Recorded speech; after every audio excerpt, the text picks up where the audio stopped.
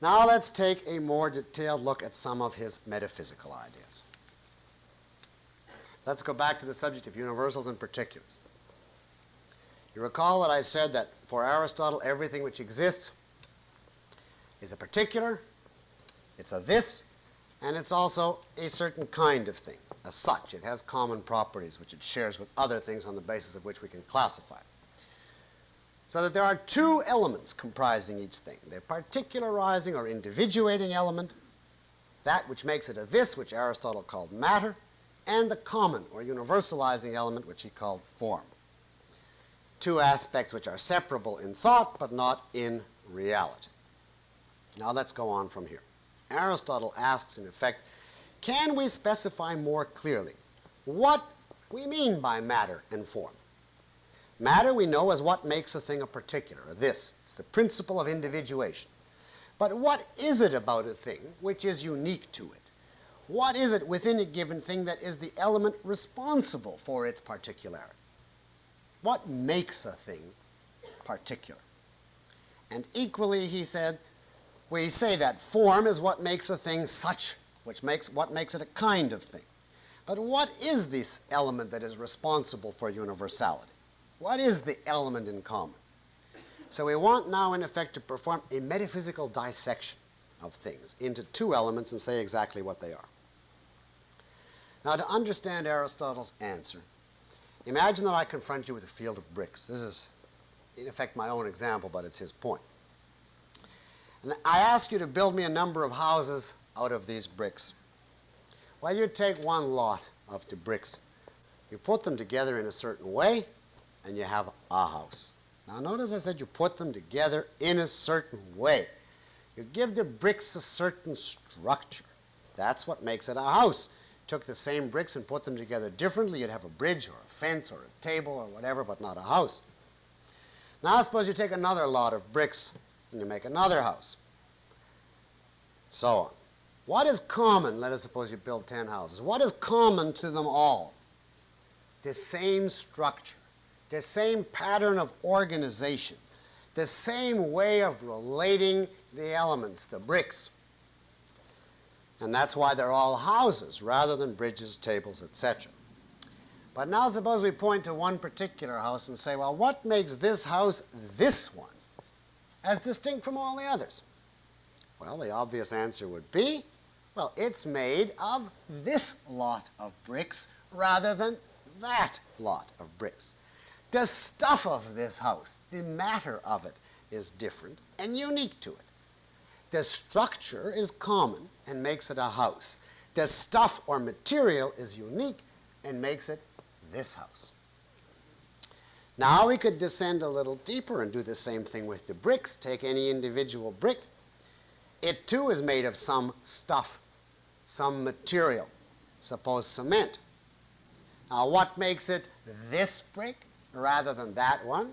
Well, it was made out of this glob of, let us suppose, cement rather than that glob. What makes it a brick? In other words, a certain kind of thing? Well, the structure or organization of the cement, as against making out of that same cement a statue, a vase, etc. In general, says Aristotle, everything is made of some stuff, some material. And that material is organized, structured, formed in some particular way. The form, which is now synonymous with the structure, is what gives the thing its character, its suchness, its classification. The material or stuff is what's unique to it, what makes it this particular instance of its class, as against all others. And therefore, Aristotle identifies the universal particular distinction with the structure-stuff distinction.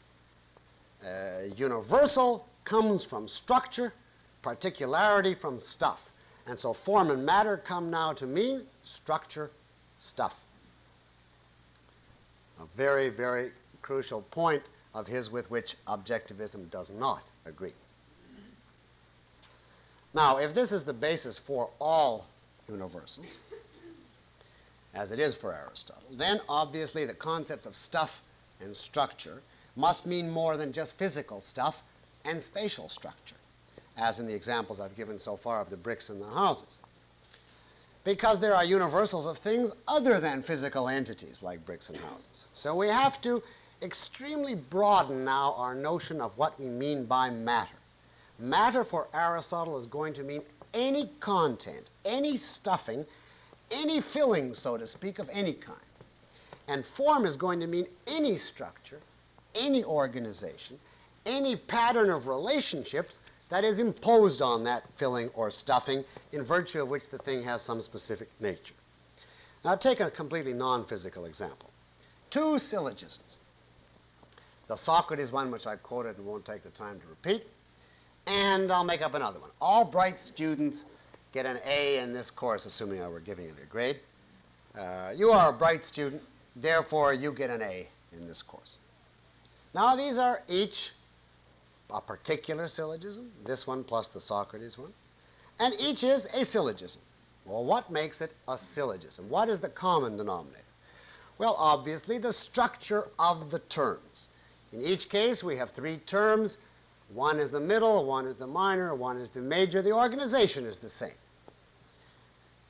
That's what makes it a syllogism. But what makes the Socrates syllogism this one as against the getting an A syllogism that one?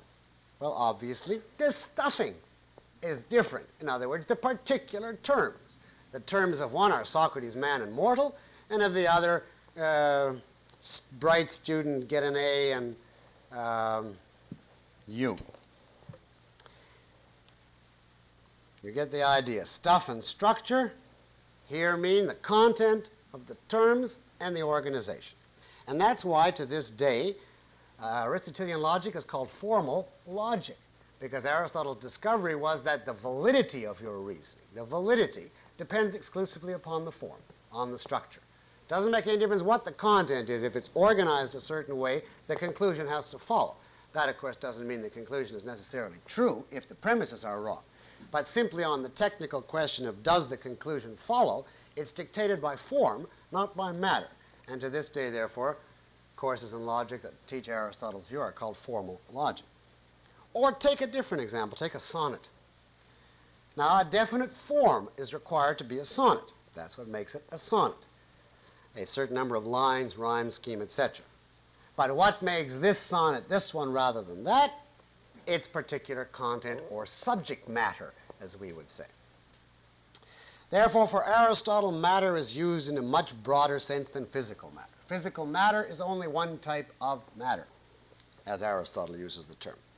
Matter means the stuffing, the filling, the ingredient, the raw material, whether it be the physical stuff or, for instance, the stuff of a novel, which would be the episodes, the situations, the characters, or the stuff of a word, which would be like the syllables or the letters making it up, or the stuff of a person's character, for instance, his passions, his thoughts, his tendencies, or the stuff of a concept.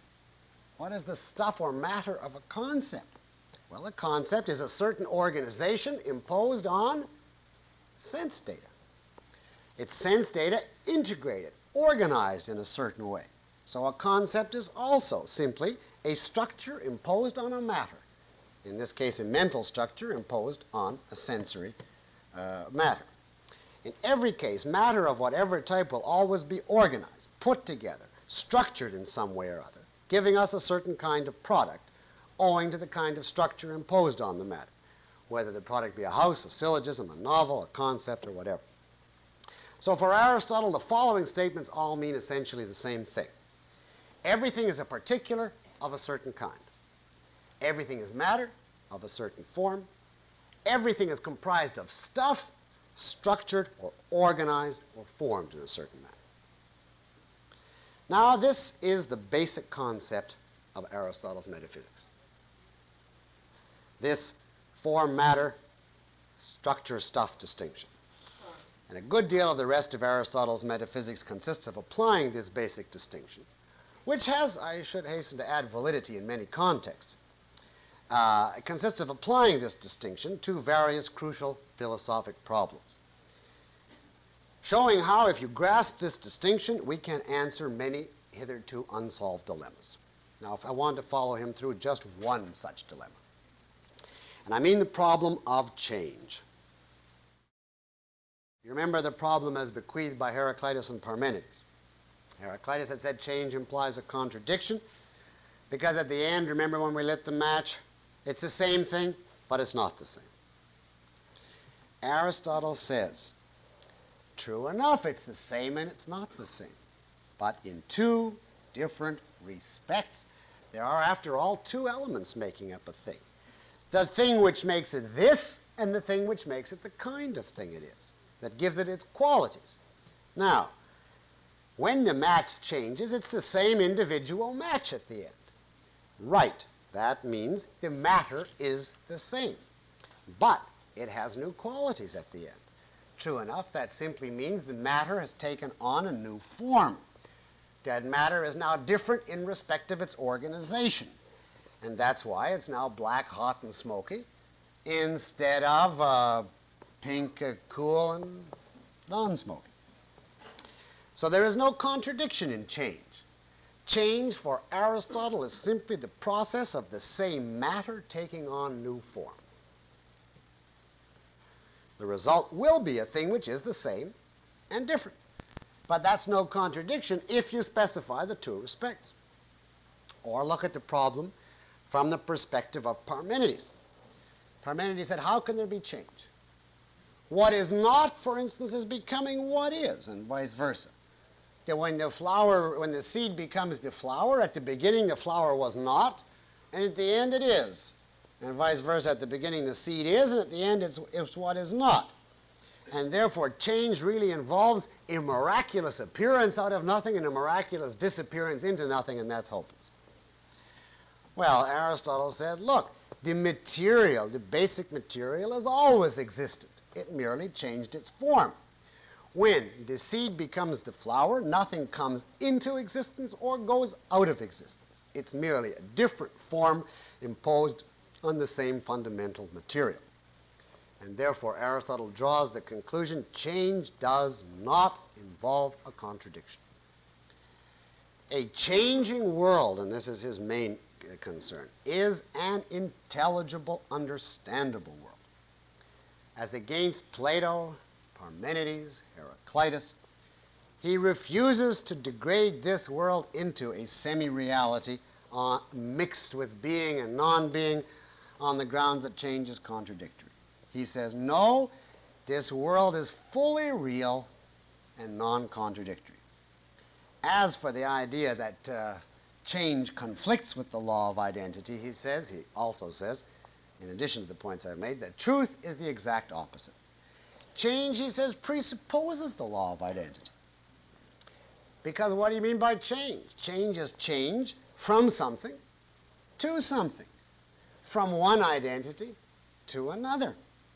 If there were no identity, if nothing is anything, if everything is riddled with contradictions, then you can't have change. Change of what?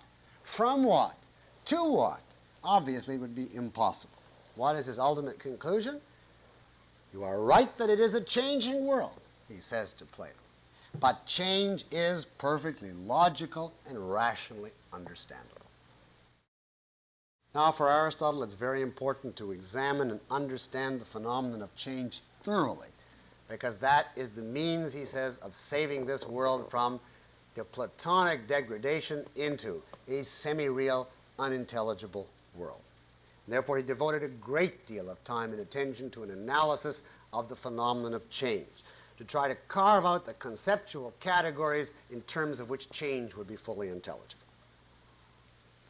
And I want to follow his analysis of change for a few minutes and introduce you to some of the further concepts that he originated to make change fully intelligible. Change, we said, is the process of matter taking on new form. Well, we can therefore use the term matter somewhat differently than I so far have indicated, and start to speak of a thing as a whole as being matter relative to a later state of development, relative to a future form it can take on. We can start to speak of a thing as a whole as being matter for some future stage. For instance, consider the bricks becoming a house. Now, just first, the bricks by themselves are matter, namely cement, organized a certain way into a brick given form. But now, regard the bricks not in themselves but in relation to the house they are going to become. Well, if you look at them from that perspective, you can say, relative to the future house, the bricks themselves are simply matter. In themselves, of course, they're matter and form. But relative to the house, they are simply matter. They are matter of the house that is to come. Matter for the house. And the house now, when it comes, relative to the bricks, is simply form. It is the new form imposed on that matter. Or take Aristotle's favorite example of an acorn becoming an oak. Now, in itself, as abstracting away from any change, in the so-called static analysis, matter, an acorn is a combination of form and matter like everything else. Its various compounds, which are its stuff, organized a certain way to make an acorn. But now, acorns and various other chemicals in the soil combined can be reshaped, can acquire a new form, can become a tree. And so, relative to the oak tree, the acorn is simply matter. It's matter for the oak. And the oak, relative to the acorn, is simply form. It is form, the new form given to the acorn. Now you see there are these two senses, the so-called static sense, in which a thing is always matter and form, and the so-called dynamic sense, when you think of a thing as matter relative to the next form, or as form relative to the preceding matter. And to avoid confusion, Aristotle carved out a new set of terms, a new set of concepts to stand for the dynamic, changing use of this concept. The terms potentiality and actuality. Bricks, he said, we can say are matter for a house, but it's clearer to say, although it means exactly the same thing, bricks are potentially a house. And the house, when it comes, is the actuality of the bricks. In other words, it is the actualization of their potentialities, the thing which gives a new form to the bricks, the thing which contains in full reality what had earlier existed only potentially. Or the acorn, we can say, is potentially an oak. It is matter for an oak, and the oak is the fulfillment or actuality of the acorn's potentialities. Now, you're obviously enormously familiar with this because you all use the terms potential and actual. This was their actual genesis in Aristotle's Metaphysics. In his sense, therefore, matter is any material which has potentialities for reorganization, any material which can become or do something else. And form is any structure in which these potentialities are actualized. So Aristotle will say, for instance, and see if you can now translate, his literal sentence will be something like, a closed eye is matter for seeing. Now, can you translate that? That means simply, a closed eye has the potentiality to see, assuming it's not blind. And when you open the eye, you then have the actuality, the form of what before you had only the matter. The thought here is actually quite simple. You have to get used to the terminology. It still survives today in an attenuated sense, Aristotle's actual usage of matter, if you utter a sentence like, he's got good stuff in him. Now, that's Aristotle's use of the term stuff, you see. He's got potentialities, you see. Or if you say he's good material for football, that use of material is Aristotle's sense. Or he's great presidential timber. That use of timber is actually the literal original Greek sense, because the original Greek word hule, which Aristotle uses for matter, in the time before Aristotle meant actually timber. All of those are our ways simply of saying he has potentialities, you see. And sometimes we say when he actualizes his potentialities, well, he's really in form today. And you see, that's the Aristotelian form equals actuality. So if we use the potentiality-actuality terminology, we can say change for Aristotle is the passage from potentiality to actuality. And so we have another way of putting the answer to Parmenides. Parmenides said when the seed becomes the flower, we have nothing becoming something, namely the non-flower becoming the flower. Aristotle says this is wrong. You don't have nothing becoming something.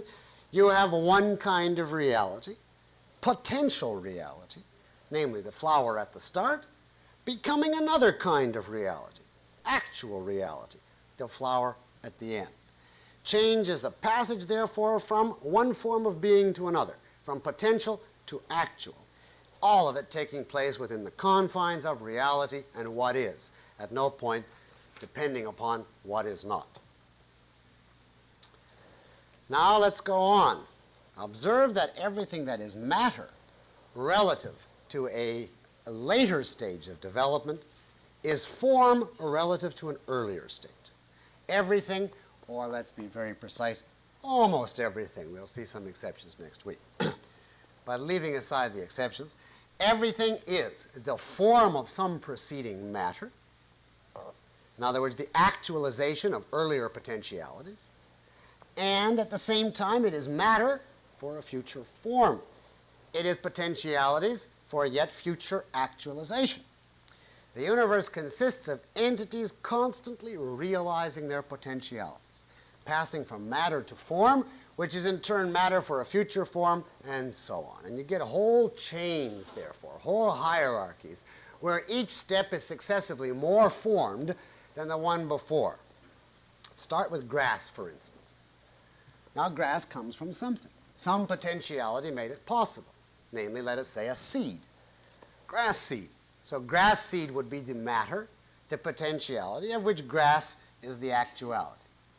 But now, in relation to what's coming, grass is also potentiality. For instance, it can be eaten by a cow and turn into beef. And so we say grass is form in relation to the seed, but matter in relation to the cow, part of which it can become. And then, of course, the beef of that cow can be incorporated by us and become human flesh, so that goes on, you see. Or the oak is actuality in relation to the acorn, potentiality in relation to timber. The timber is actuality in relation to the potentialities of the oak, which could be split and so on. And in relation to the ships that you'll build out of the timber is potentiality. Or take a concept. That's the actuality or the potentialities of the sense data.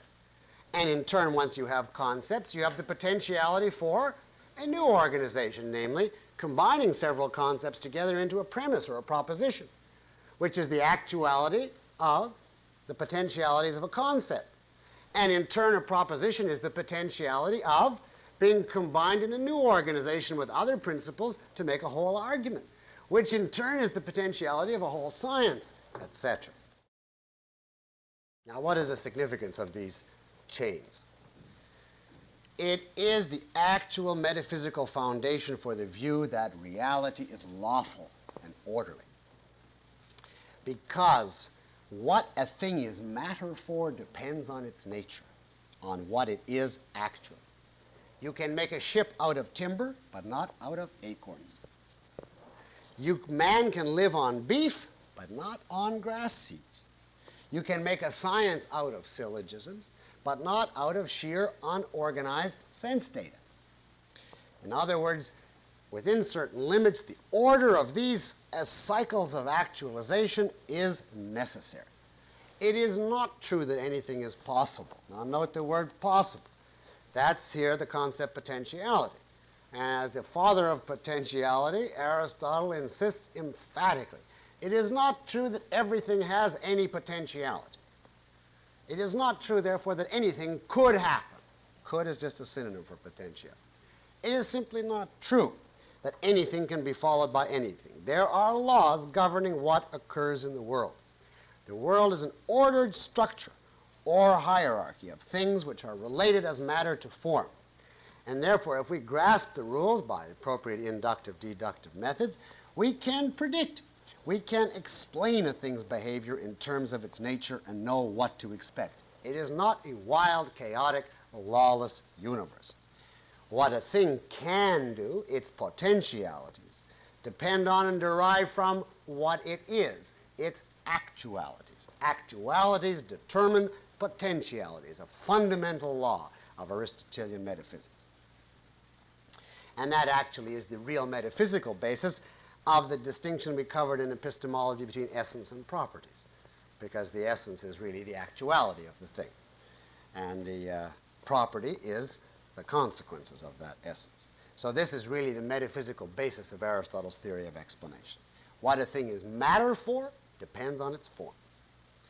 Now, I might add parenthetically, this is the basis for a formal proof of the law of cause and effect.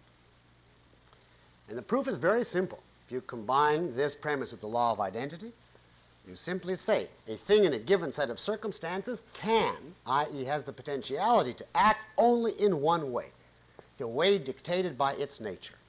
In any given set of circumstances, an entity with a certain nature has only one potentiality, and that is therefore how it will have to behave. And the same entity, under the same circumstances, will therefore always behave that way. In other words, same cause, same effect. Anything else would involve a contradiction of the nature of the entity, the ascription to it of a potentiality conflicting with its actuality. Now, you see, that is a perfectly unanswerable formal proof of cause and effect. Now, I should say that this is implicit in Aristotle in the way I've just indicated, but not explicit.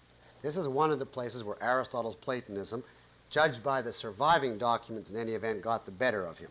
And in many places, he indicates that he does not subscribe to the universal reign of cause and effect. And I will mention some of those next week. So apparently, Aristotle had no clear idea explicitly of the universal reign of law in the universe. Apparently. But in any event, he bequeathed to his followers the fundamental premises from which it does not take too much intelligence to construct an actual proof. The importance of this discovery is that it represents the primacy of existence approach to the law of cause and effect, as against both the mystic and the skeptic approach to that question. You know, the typical mystic approach to cause and effect is to say, the reason things are so orderly is because God wants them that way. He derives causality, law, and order from the activity of a supernatural designing being. That's the so-called argument from design. Of course there must be a supernatural consciousness, because who could make a tree behave so well if it weren't for God? That's the primacy of consciousness approach to causality. And as against that, there's the skeptic approach, which had its adherents in the ancient world, and Nicodemus is an example, and of course its most famous adherent in the modern world, David Hume, who denied causality altogether and said all he knows is that anything could happen at any time, and if you throw a penny in the air, for all he knows, it could turn into Hegel. Of course, he didn't use that example, not being imaginative enough to foresee Hegel.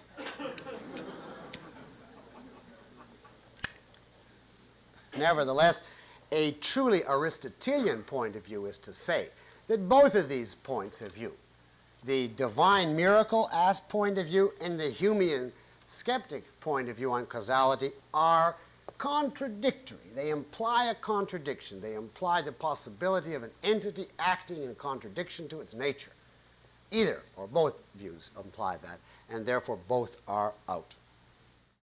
We've said that change is matter taking on new forms. Or, alternatively, the same point, it's potentiality being actualized. But now Aristotle wanted to know, how does this actually happen? Surely potentiality cannot actualize itself. Take the example of clay becoming a statue, or bricks becoming a house. Let us look more closely into the factors involved in any process of change, using those as an example, because we want to know what to look for to understand such a change. There must be something to understand, because the bricks don't jump into a house just by themselves. How many factors are there involved in any change that we have to understand if we're to understand it fully? Aristotle answers in a famous doctrine, four factors, which are called the four causes of a change. Now, cause here is aitia in Greek. It is not used in the modern sense fully, but in a broader sense. Cause for Aristotle means any factor that is necessary for a change to occur. Any answer to the question why. So in effect, this is Aristotle's definition of why. What are you asking when you ask why? And he says there's 4 possible things you could mean and only 4 possible answers. And the sum of those 4 answers is the complete answer to the question why. Now, if we take a specific example, let us suppose a man starts with some clay and molds it into a statue of Aristotle. Can we isolate the 4 factors? Well, one obvious factor is the clay we started with, the matter we started with, and that is the material factor, or what Aristotle calls the material cause. Now, obviously, we have the statue at the end of the change. In other words, the new form that we have imposed on the matter, and that will be the formal cause. But now something was required to get from the matter to the new form. Some agent to act upon the matter to transform it into the, well, to transform it is enough. Transform is our way of saying give it a new form, you see. Some agent is required. In this case, of course, the molding actions of the sculptor. This is what Aristotle calls the efficient cause. Namely, the actual source of the motion, that which brings it about. Now, efficient here does not mean it does its work splendidly. Efficient comes from facio, a Latin root meaning to make. So this is actually the cause which makes it, the transition take place. And finally, says Aristotle, there is a 4th factor. The sculptor took these actions and shaped the clay for a purpose, an end, a goal. For instance, he wanted to decorate his apartment or the agora, or he wanted to commemorate Aristotle or whatever. He had, in other words, an end, in Latin fines, and thus the final cause, the purpose. So for Aristotle, there are really 4 senses of why. If I point to this statue now and say, why? Why is this a statue? You could say, because there was some clay around. That's the material cause. Or, because it's shaped like a human body. That is the formal cause. Or, because certain actions molded the clay. That is the efficient cause. Or, because somebody wanted to immortalize Aristotle. That is the final cause.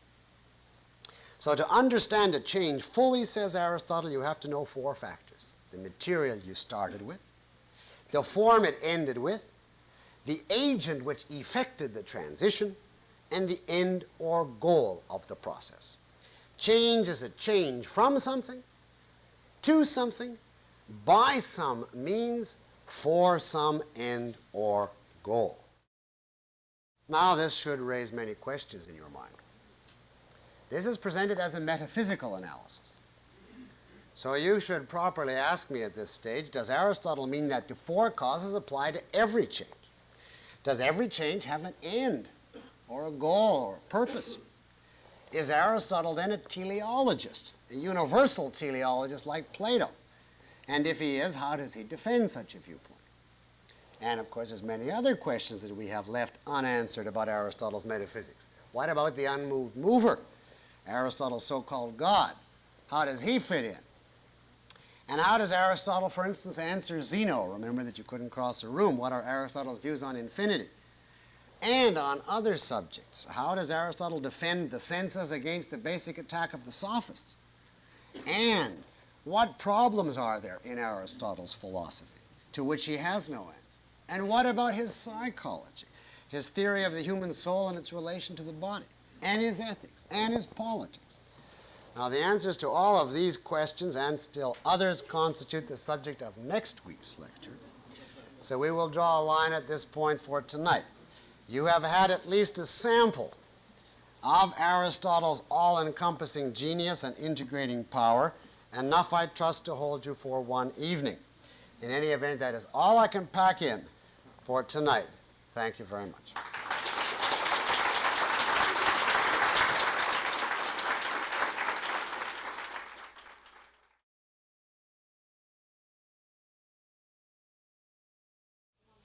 I'd like to save that till next week. objectivism's view on Aristotle, ask me in the question period next time, because we have much more to say about form and matter.